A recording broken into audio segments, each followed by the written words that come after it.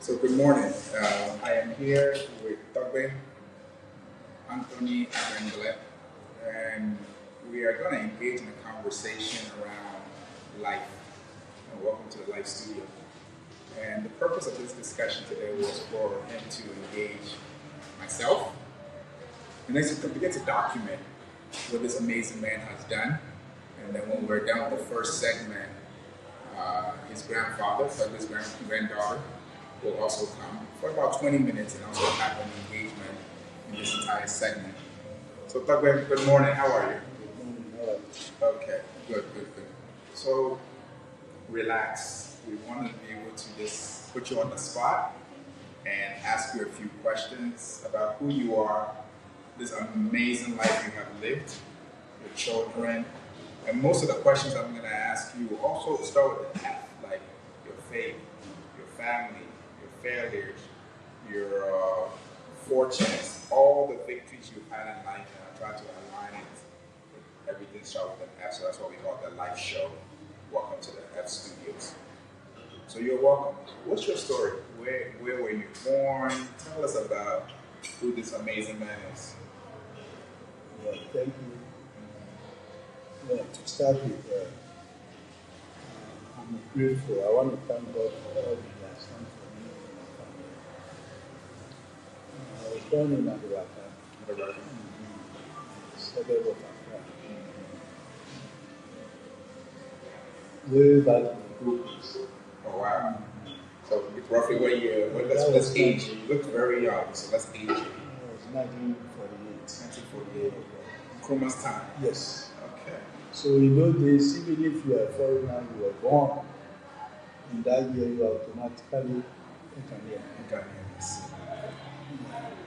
So without birth certificate or whatever, if it shows you are Ghanaian, you can participate in any aspect of the country.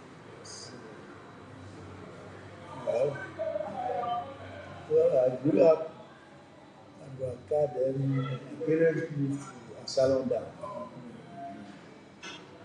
Well, we started, and my dad was a watchman, and he works at the mental hospital. My mom too was a retailer, cooking your product. As I was growing up, I helped her with my siblings. We wake up at dawn.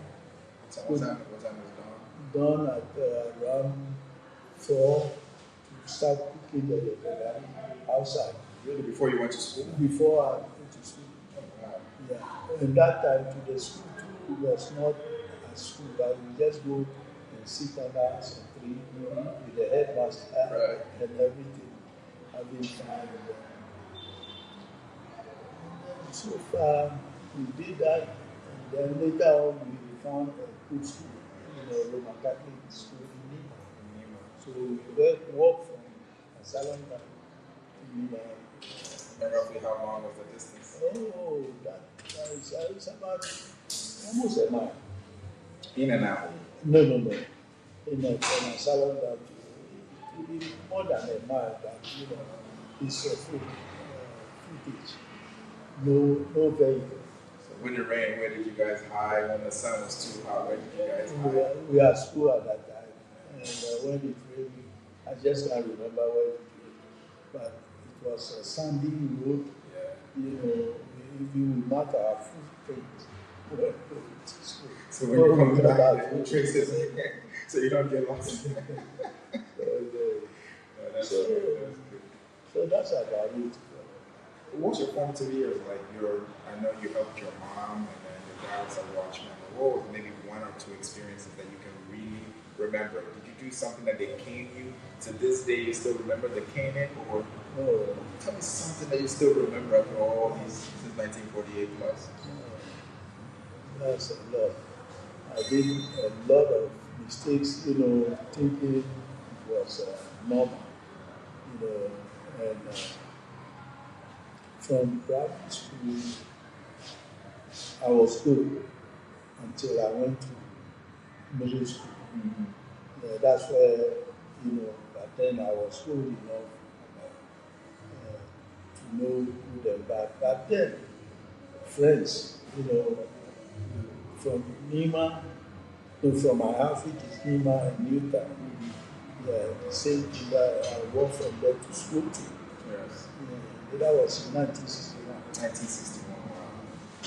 So when I got to middle school, 61, 62. So that's why, the childhood misunderstanding, friends, So the school, I go to the school, but sometimes I won't go because I wasn't good at mathematics. Okay. So when that time I was in the school and go to the cinema. Cinema, just watch movies at that time. Yeah. Where'd you get the money? My school you sneak money. in? No, Your school money? Yeah, school money. And it was cheap by then. So can I live with your bad boy? No, I did a lot. I can't finish talking about that. And what I do, we come to Mokola to do some labor. Yes. From that money, You have a girlfriend that you took to no, the cinema? no, That's we don't know about that. Really? Just boys. Boys. Okay. And with that, there was a lot. It was a lot. And Nkrumah was there, Young Pioneer was there. And I was part of it. The discipliners. And we get our food at that. You see, at that time, Nkrumah had problem with the opposition and all these things. So he brought some soldiers and they feed them near the siege beach in Accra, near the Parliament House. Yes. I said that. And that place was nice. Nice place, no building. Yeah, trees, and then that's where, so those soldiers, they feed them. Mm-hmm. So when we get there, we wash their plates, and then sometimes they give us. I see. And that's how. So you would be interested in the school. You'd be tempted to go out there and distract you. And it's not a one-day thing, it's all off. And then what I will do is I will remove my school uniform, hide it, and come back to the bush. And when I'm done with the school, I come back. We bath the sea water to. So this was very calculated, mischievous behavior, very well calculated. You knew where to hide your uniform. So, but when you went home, your uniform looked so clean, like nothing. What would mom and dad say? Because that's no. At least they have to be suspicious, and the caning has to become. Yeah, one day it came to pass that they caught me. It's my mom who caught me at that very. She suspected. She saw some mass, with evidence sand. Yes, salt. Okay. So that's why I was caught, and I was treated fine. That I was given food, but then they had reported me to my dad. Mm-hmm. So in the night, he laid it to you. You still remember the pain? No, I jumped the window because it was a wooden road. So honestly, from that day up to today, yes, sir. You never did it again. Wow. And that brought me to where I am today. And you have to respect your mom and dad. It's very, very, very important. Yes, Said, it's a long story, and I wasn't prepared so much for it now, but another time we will see, documented, gradually, and we get it. So it was a helpful and a thoughtful thing to me. So let me move the conversation. So now that was your childhood experience. You were, what we say in the local language, Koboloy. You were jumping school, but it was very calculated. You had both your parents, dad and mother, of course, your siblings. They were able to teach you early dawn, work ethic, being able to get up in the morning, help with the family, and so forth. So now take me to when you became a young man, like between maybe 21 and above, when you started to actually experience life. What work were you doing, and how did you start this family of yours? I started with finishing school around 1965. Form 4, Sunset. So let me cut you off. So in 1966, there was political instability. So how did the political instability of the coup, what was happening in Ghana at that time, impact you in any way? Did you want it to be Ghana? What did you want it to be? Because 1966 was the coup. Around 65, 66. 66. How was that climate? That climate, as a matter of fact, in those days, we don't have nothing to do with. No, we're just in and out. We have nothing to do with politics. All you see, the army, the police, the kiosks, we don't care. You mind your own business because you are free. You are all indoors. There's no harassment, unless you do something, if I can recall. I can't remember anything happening, but it's just a cool here, people cry and all this thing now. We just mind our daily issue. So from there, finishing school, I tried to look for a job. And the job wasn't there. It started a long time. Not even today, but then we were few. I don't know, Nkrumah did his best, but we, the foreigners, our parents don't go in for,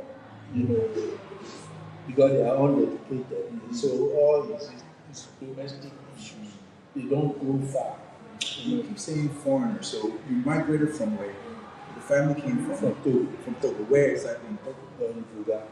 And then your father came to Accra, Ghana to settle. So you were seen as a foreigner, but you were born here, yes. Which automatically make you a Ghanaian citizen.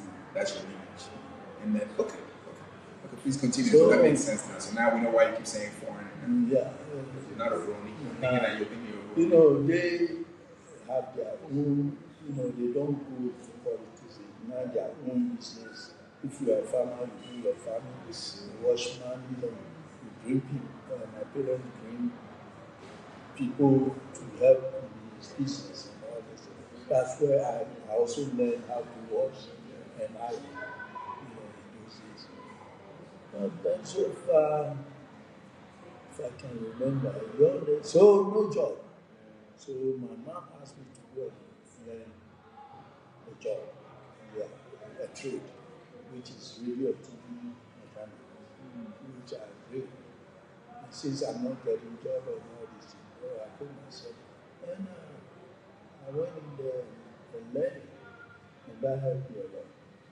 How did that help you? Well, because I know my job, I was working for dignitaries, because I work with Lebanese, we open a shop. First, I learned it before God grace, I found a Lebanese man who has electronic shop, radio mechanic shop, and he hired me. Took me from there.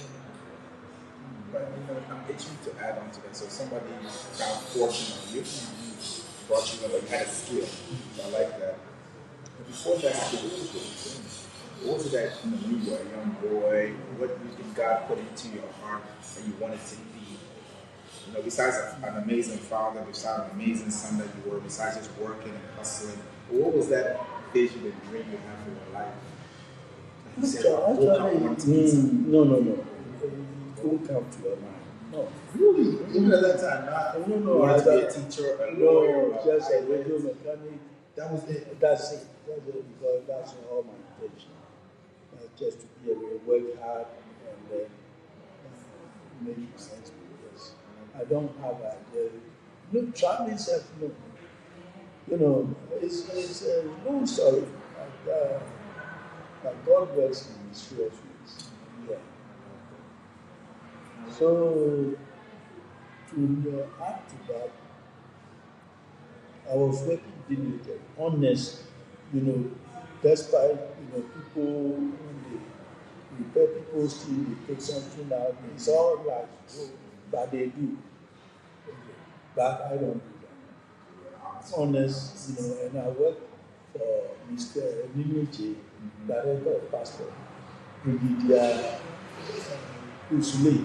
Really? Yes, in Canada. Yes. My boss, my master, when he gets a job, he come and take us to the island camp, we do their work, and then after finishing the work, some of these people will send their brothers and come and pick me, their brother, yes, and go to their house. We don't charge them because we will feel proud, So I did my work very well. We worked for people. That's where my help came from. So one day I was in the shop, and Mr. Ninaji, he was so restless. Sent one of his officers to come and ask me if I would like to. No. First of all, he came to the office, to come and see who does the repair and all this. Then he asked me if I get overseas. Like, really? So, yeah, he asked me. I said, I don't have anybody in New York. So, okay, how he commended me how I know my job, fixing radio, TV, in fact, installing stereo in class. I said, I'm too good actually. Go somewhere and polish myself. So that was I just so the second time he sent somebody to come and ask to take my document for passport. Then the time and he knew you from nowhere? No. Or because you were working with him for a long time? Wow. Viewers, you see that? Fortunate. When opportunity meets preparation, see what can happen. So I was there, and then a couple of weeks ago, he passed me. He said, look, try to go somewhere. Give me money to travel. No. The father hasn't himself. No. Oh, wow. That even hasn't come. I just took about just carrying my work, all this thing, in my day, in the day out, moving, That's how it came. But, so what happened was, I had the passport, I was working, I had everything, I learned driving I didn't go to driving school. From people's car coming for me to install radio, that's where I was moving small. And, oh my God. Did you ever crash anyone? No. Okay. So good. I was doing it small. So I met a friend called Henry Agbemble. You still have a good memory. Remember all these names and these people from all these years. Yeah, everybody helped me a lot. Henry was House of Folk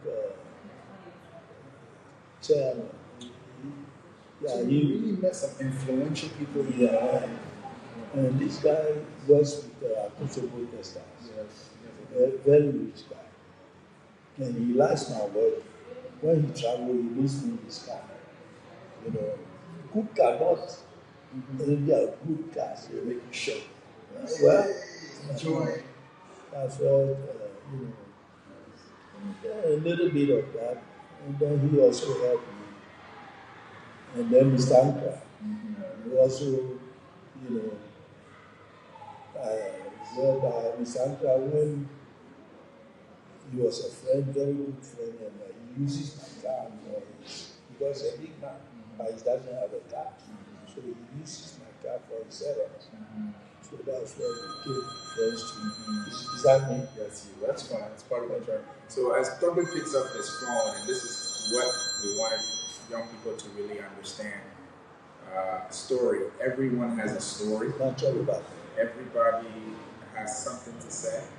And I think where we created the studio platform to give people an opportunity to tell their story and to be able to document it for future generations. Because as my father is here, I've even learned so much in less 20 minutes that I have no idea, which even adds on to his greatness. But so Toby proceeds. So he said, Uncle comes sometimes and picks up your car, and And then that relationship.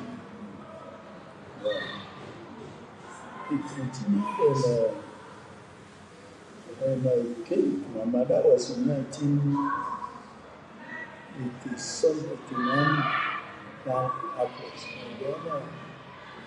And then I'm having children already. Who has been born? Emmanuel. Okay. Emmanuel has been born. And Yeah. what about Prince? Prince too has been born. This was almost 4, 5. If it's in the 80s, 100%. Yeah. Yes, you're right. Yeah. So something happened. I was using my car as a transport to apply to because in that year between the 2 and the 3 was tough. The economic crisis. Yeah, hunger. Yeah. So I choose to use my car for just to feed you guys. Then it wasn't easy, but I was able to, do wonderful things by the help. I wouldn't know how these things happen, but God knows. Honestly, now I know it wasn't my power. So doing that, it's also come to an end. Even I bought a transport, but that's and gave it to somebody to.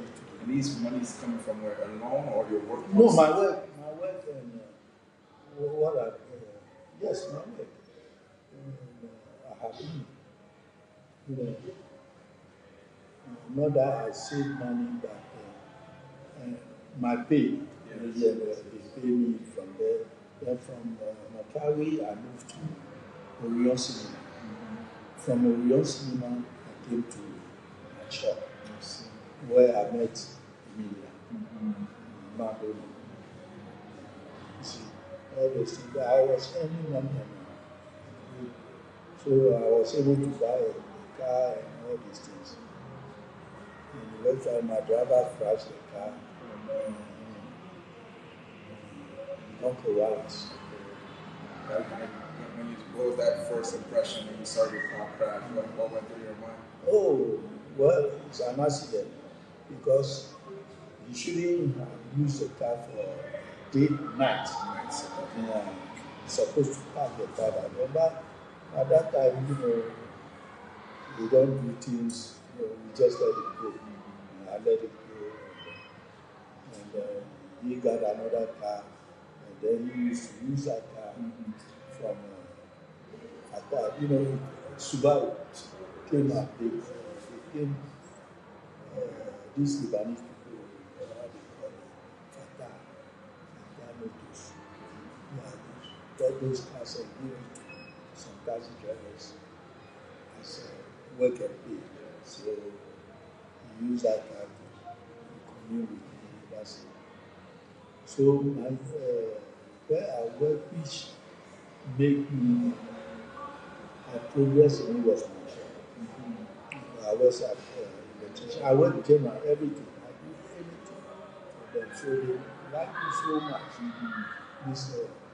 And I work honestly with them. You keep coming back to that. So, in the essence of, let me bring you back, and I'm enjoying your life story. But consistently been saying you work honestly. Now, how did that translate to you getting to the U.S. And building what you have built and be able to take your children there? So tell me that connection of that honesty. It's the common thread of your whole story. Yeah. It's very important to be honest in whatever you do. I'm not saying I'm perfect. No, that's not. But what you are doing for somebody, make sure you do it for the person to profit. So that when he gets better, you also get better, not like him. See, that's what I've learned from. That's why I keep on saying honesty, be honest. Lest I forget, my shop, my boss, which is John Mansour, he trusted me so much that I usually take their money to the bank. And about the receipt of how much was deposited. No problem. They had me with one or two of the sales there was paying their money to come as a trust. So when it came back, I changed my mind that that was the rolling school. Things weren't doing well for our shop. Very popular is a supermarket. We have electrical, we sell TV, we sell, and we do the repairs too. And, it became tough. So the store was coming down. Whereby I think you still yes, he was our manager. That's where I met this family. Yes. And then I didn't have married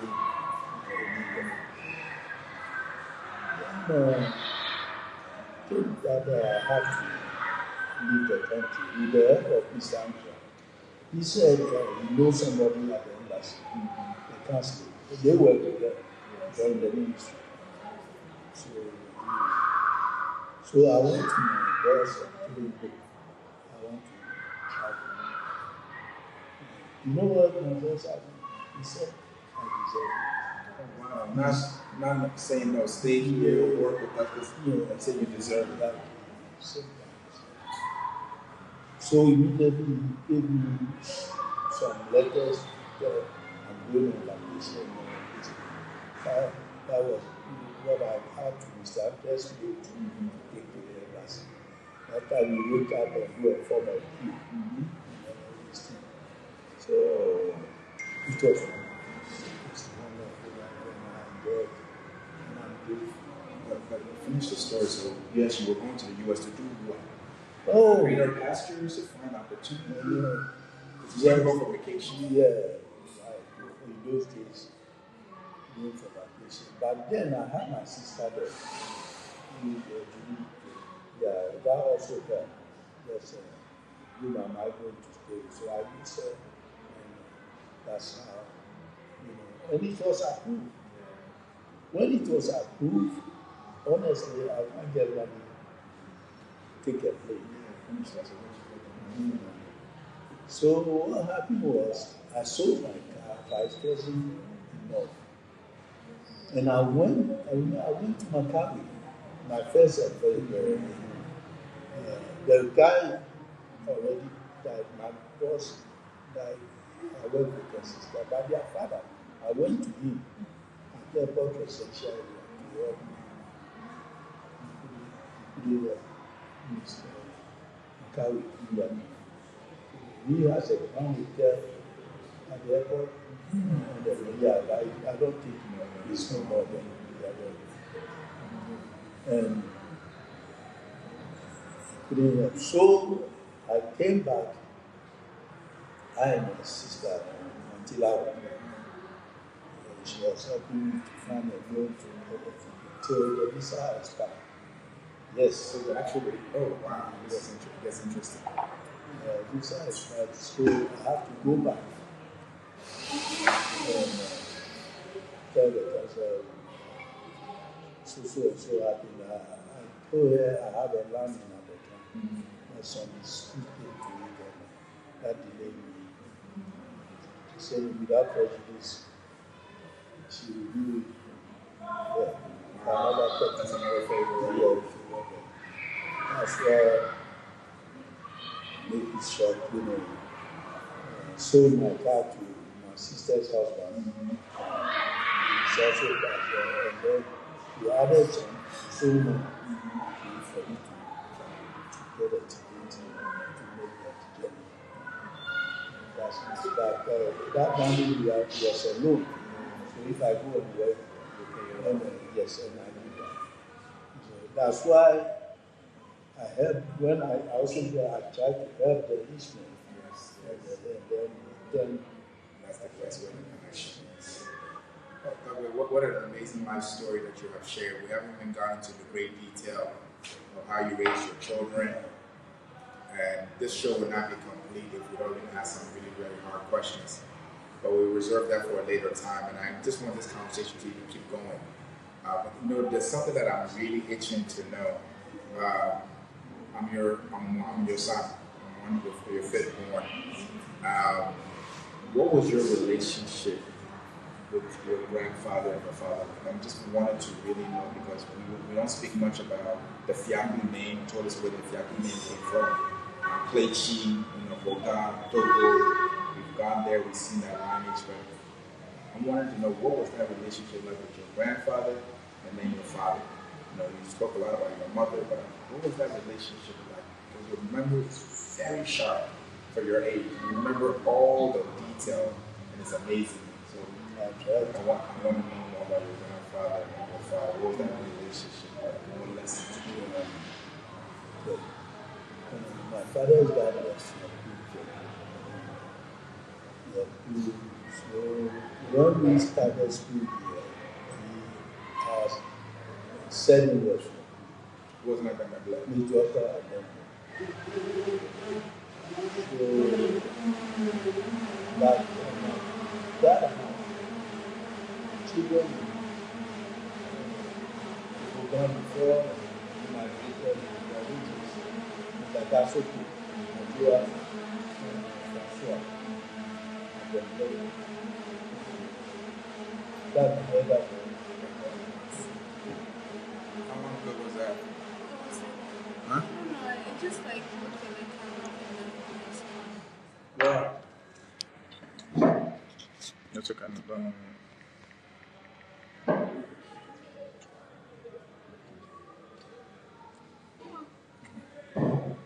Is it still recording? Still recording. What we had to do was let's still recording. So you were saying about your grandfather had other children. My dad. Yeah. Okay, let me go back a little bit. If your father was Kuon. That's what the name he was called. So that's why the name is Kuon. So But I don't use it. So the corn, the man himself, in order for them to be named like Thugway, that means he had to be royal, he had to be a chief. So what do you remember about corn? We get to Fiaku, then we get to Agbemble.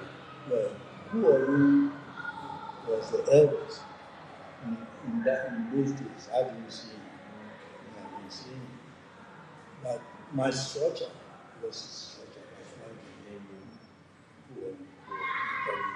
So because so that name was given to me by his structure. How he does things. That's who I am. Then coming to Fiaku, which is my father's dad, I think I met him in my father's mom harvest. Yeah, I met her too. Yeah. So All in Togo. all you took the Claychi. That's my father's side. Yeah. So, but they are all past. So, because I live from my family, then coming to changing my name to Agbemble, I copied my brother, my elder brother, as Agbemble. And then he told me I should change it because we have to get our father's name. So that's why I ended up adding Agbemble to do it. So tell me, this is very unique and it was very intentional before. So from Emmanuel, Prince, Kingsford, me, and then Henry, these are your 5 boys. All of us have Fiaku in our name. What was the wisdom behind that? And that's what is keeping you people up.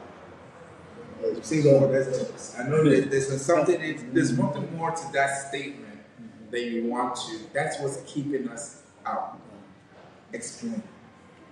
Well, to make it safe, I never see the bright and forget where I'm coming from. It's very important. You always have to know where you are coming from and pay privilege, homage to that. It's very important. When you forget it, you also forget. Did you hear that? So we have a phrase called Sankofa. It's never too bad to go back to go forward.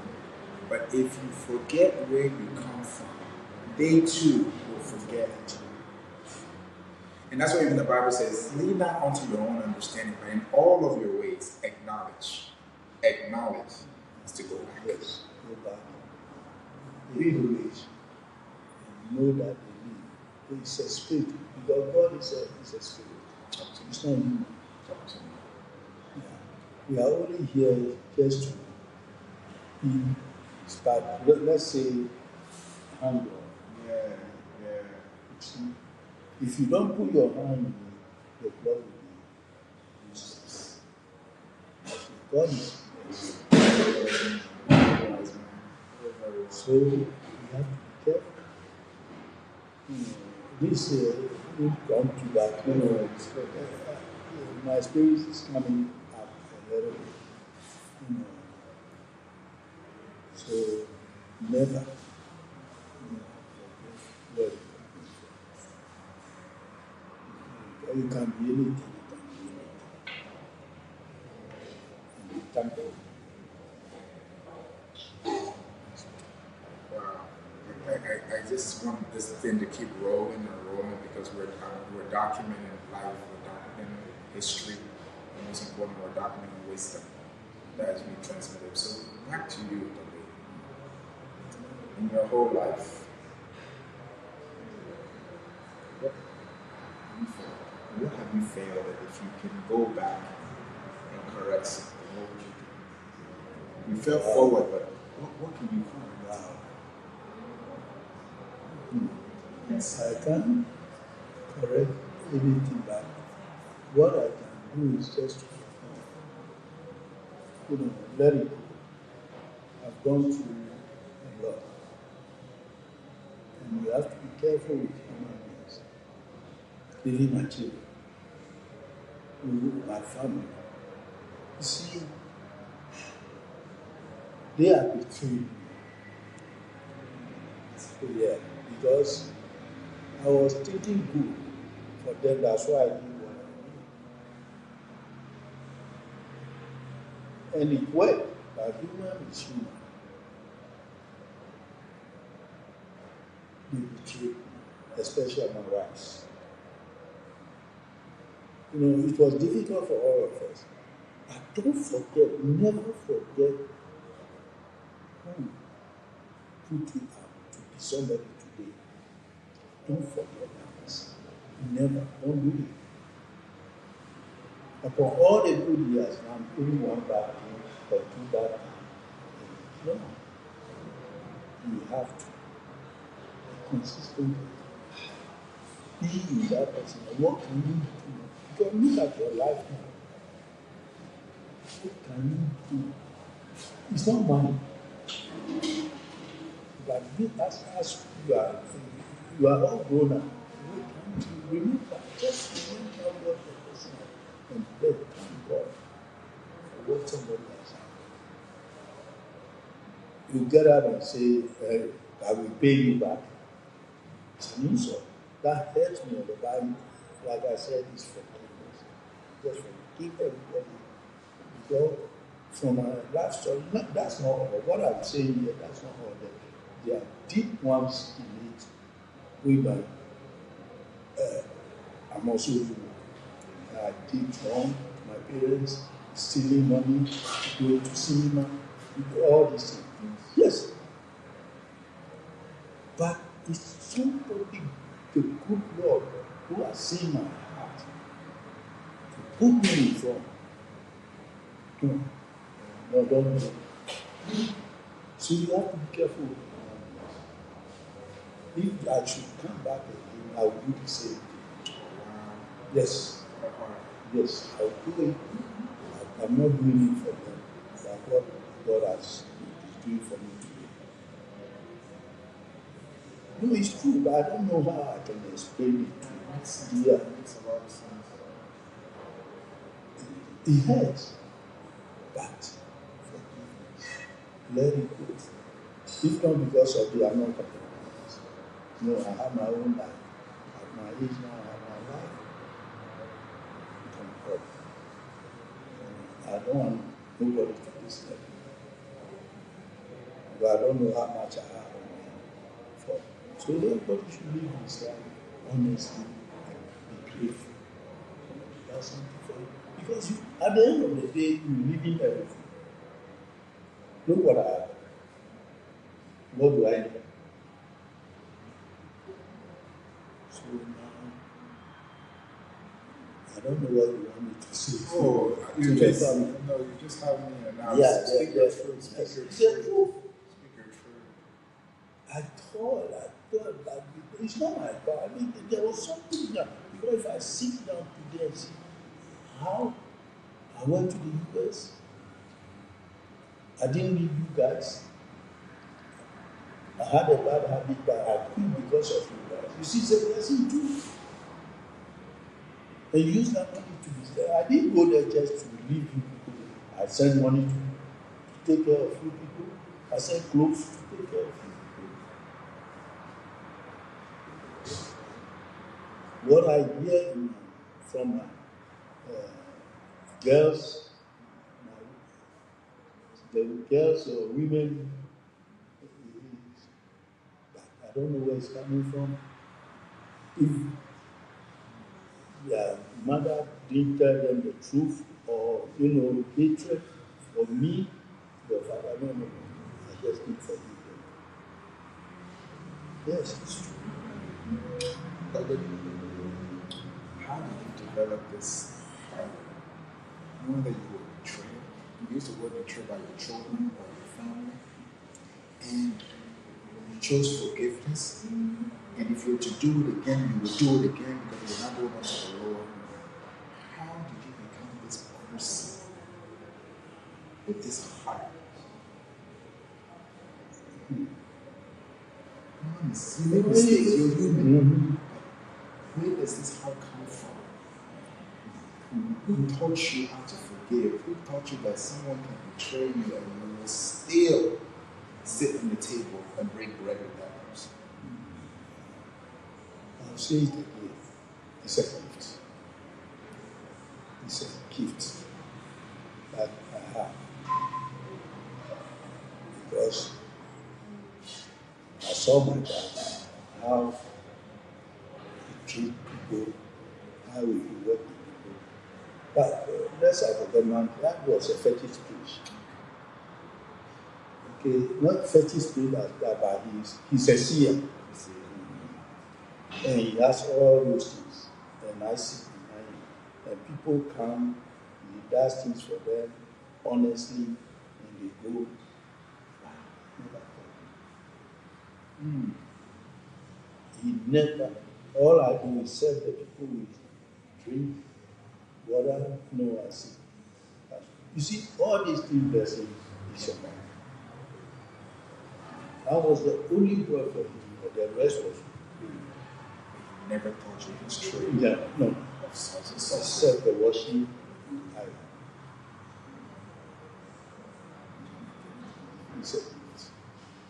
I won't say he gave it to me or what I did. No, but I know it's a gift. People have been to university and all with big papers like me. Big papers, but they couldn't achieve what I have achieved. 100%. Tell everyone that you are the smartest man. Only some selling certificate. That's 7.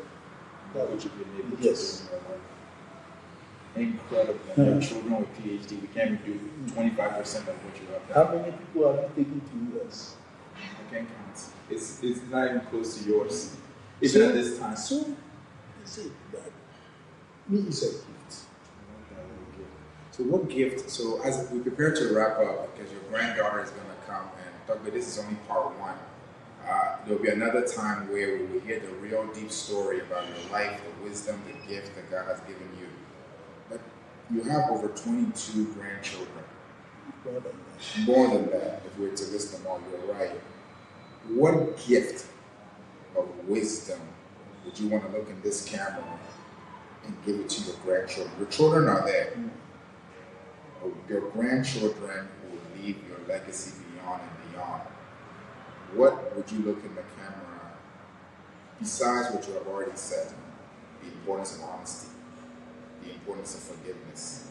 In life, you will be betrayed. Human beings are fragile. It's the air.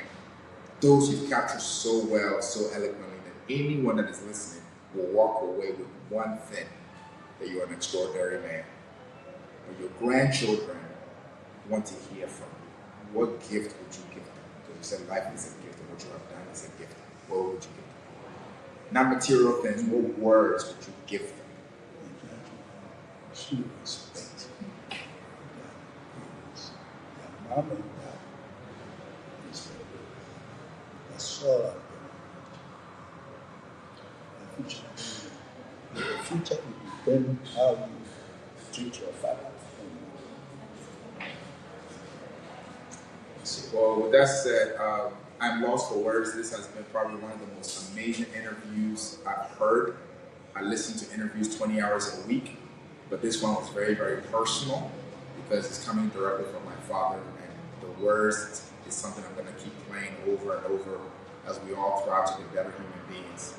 And that's what we try for. So the next segment will be done by Bernadette, and we're going to end this segment. Thank you very much. You are blessed with wisdom, of course. You are blessed with wisdom.